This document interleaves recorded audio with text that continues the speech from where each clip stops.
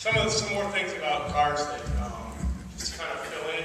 In the 50s, where did most people live? Anyone want to? Oh, scared. In the 50s, where did most people live? Anyone want to hazard a guess? They moved to the suburbs. They were starting to move to the suburbs, right? Because of the car. In the 40s, the 30s, people lived in cities because that was where the transit was. You needed a certain density to support a mass transit. So the fact that the car and the freeway system completely changed. Whoa, this is kind of scary. Can I shut this off out? Everybody can hear me fine without the mic, right? Yeah. Good. I feel a lot safer now. So, it completely changed how people lived. You were no longer tied to a mass transit system. Rails. Who takes, in Boston you can take the train, right? I live in Leominster. There's no way I can take a train to Worcester. It doesn't even exist. No streetcar line, nothing. In order to get to work, I have no choice but to drive my car, right? So, sort of brings us to a really interesting thing. There's no more main streets anymore. Everybody goes to the mall. I could walk to the mall. It would take me 45 minutes to walk to the nearest mall to buy a new pair of jeans or shoes because I was walking to the mall so much. But where do you go? Seriously, what do you do? So, we had a taste, I think, of the future right after Hurricane Katrina. Right? Everybody remember that? I drove to upstate New York, and it was in a rural area. Gas was over $5 a gallon. Right? It's $4.50 here, and that was bad enough. Right? $3, it's coming up. It was $2.80 something when I got gas last night. Anyone want to know why gas is so cheap now?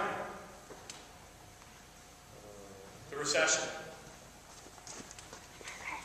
There's not a lot of factories using oil. There's not a lot of production. It's all local, right? So, as the economy picks up, what's going to happen to the cost of gas? In all likelihood, it's going up. It could even go up as high in the future as $10 a gallon, right? There's 400 million middle-class people in China. Most of them are driving cars. If you increase that by a small percentage, say 20%, that's another 100 million cars on the road. If we want to push places like China and India to move to cleaner fuels, what does that do? That's more gas. Right? So, what do we do? The problem is, you start running into structural problems at this point. Most of the inexpensive oil, get carried away there, I almost walked off the stage. Most of the inexpensive oil, the oil that's cheap to produce, has been found. Oil that you can pull out of the ground at $20 a barrel is done, except in the Middle East. Maybe some places in Siberia, Venezuela, it's gone. The oil that's coming out of the ground, now, there's a ton in Canada and tar sands, which produce tons of carbon dioxide, and it takes almost 30% as much energy as you get out of that unit of oil to produce it. What do you do? So it's going to come down to a fuel problem. And how do you keep your car going? At some point, I think greenhouse gases will take care of themselves because at $10 a gallon, who wants to drive? I'm walking the 40 minutes to the mall. It's going to cost me $10 a trip to the mall, you know? I'm walking or I'm riding my bike. Actually, it could be kind of enjoyable doing that. So what's going to happen? Well, hopefully, there will be changes in fuel technology, right? Perhaps hydrogen, or there's a whole bunch of ways that oil may be produced synthetically without using coal. There are folks, and you'll hear about, and you probably will hear about in the next few years, tons of plans, because the U.S. is like the Saudi Arabia of coal. The Rockefellers want that, and the coal companies want those dollars back that they've lost to natural gas and they've lost to oil. They want it back. So you'll hear a lot of plans about turning that coal into burnable liquid fuel. Good idea? I don't think so. Again, you've got a high energy cost to produce it, and the environmental costs of coal are just staggering. The cheapest way, anyone know the cheapest way of mining coal, except Mr. Carroll? Yeah, it's even more than strip mining.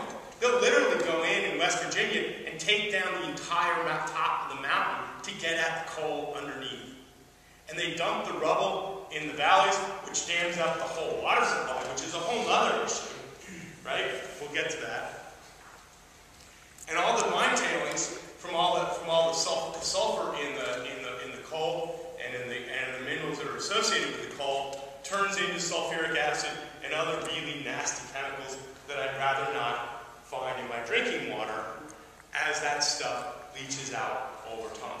So it completely devastates an entire area, an entire ecosystem from stripping that top of the mountain off and pulling the coal out. I'm scared. Ethanol. Who thinks ethanol is a really great thing? Show of hands. Okay. Well, ethanol is great if you grow corn. It's about it. Takes almost 90% of the energy content that you get by burning the ethanol to produce it, and that's coming from fossil fuels. Plus the fact when you